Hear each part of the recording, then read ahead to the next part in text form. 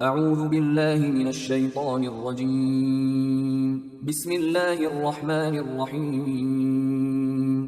سورہ مائدہ آیات نمبر 48 تا 50 میں بیان کہ قرآن نازل ہو چکا ہے جو اپنے سے پہلے کتابوں کی تصدیق کرتا ہے۔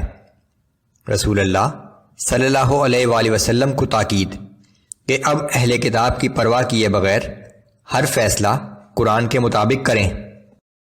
اعوذ باللہ من الشیطان الرجیم وَأَنزَلْنَا إِلَيْكَ الْكِتَابَ بِالْحَقِّ مُصَدِّقًا لِمَا بَيْنَ يَدَيْهِ مِنَ الْكِتَابِ وَمُهَيْمِنًا عَلَيْهِ فَاحْكُم بَيْنَهُم بِمَا أَنزَلَ اللَّهُ وَلَا تَتَّبِعْ أَهْوَاءَهُمْ عَمَّا جَاءَكَ مِنَ الْحَقِّ۔ اے نبی صلی اللہ علیہ وآلہ وسلم، ہم نے آپ کی طرف ایک سچی کتاب نازل فرمائی ہے جو اپنے سے پہلی کتابوں کی تصدیق کرنے والی ہے اور ان کتابوں کی محافظ بھی ہے، لہذا آپ ان اہل کتاب کے مابین اس کتاب کے مطابق فیصلہ فرمائیں جو اللہ نے آپ پر نازل کی ہے، اور جو سچی کتاب آپ کے پاس آ چکی ہے اس سے ہٹ کر آپ ان کی خواہشات کی پیروی نہ کریں۔ لِكُلٍّ جَعَلْنَا مِنْكُمْ شِرْعَةً وَمِنْهَاجًا، ہم نے تم میں سے ہر ایک امت کے لیے الگ شریعت اور ایک راہ عمل مقرر کی تھی۔ وَلَوْ شَاءَ اللَّهُ لَجَعَلَكُمْ أُمَّةً وَاحِدَةً وَلَكِنْ لِيَبْلُوَكُمْ فِي مَا آتَاكُمْ فَاسْتَبِقُوا الْخَيْرَاتِ۔ اور اگر اللہ چاہتا تو تم سب کو ایک ہی امت بنا دیتا، لیکن اس نے یہ اس لیے کیا کہ جو کچھ اس نے تمہیں دیا ہے اس میں تمہاری آزمائش کرے، سو تم نیکیوں میں ایک دوسرے سے سبقت لے جانے کی کوشش کرو۔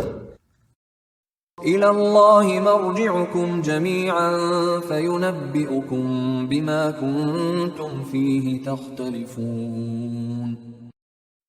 آخر کار تم سب کو اللہ ہی کی طرف واپس پلٹ کر جانا ہے، پھر جن امور میں تم اختلاف کیا کرتے تھے وہ تمہیں ان کی حقیقت سے آگاہ کر دے گا۔ وَأَنِحْكُم بَيْنَهُم بِمَا أَنزَلَ اللَّهُ وَلَا تَتَّبِعْ أَهْوَاءَهُمْ وَاحْذَرْهُمْ أَن يَفْتِنُوكَ عَن بَعْضِ مَا أَنزَلَ اللَّهُ إِلَيْكَ۔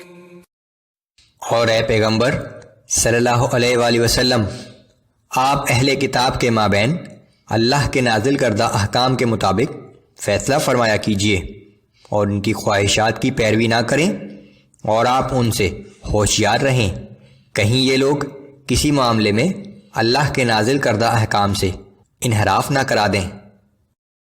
فَإِن تَوَلَّوْا فَاعْلَمْ أَنَّمَا يُرِيدُ اللَّهُ أَن يُصِيبَهُم بِبَعْضِ ذُنُوبِهِمْ وَإِنَّ كَثِيرًا مِّنَ النَّاسِ لَفَاسِقُونَ۔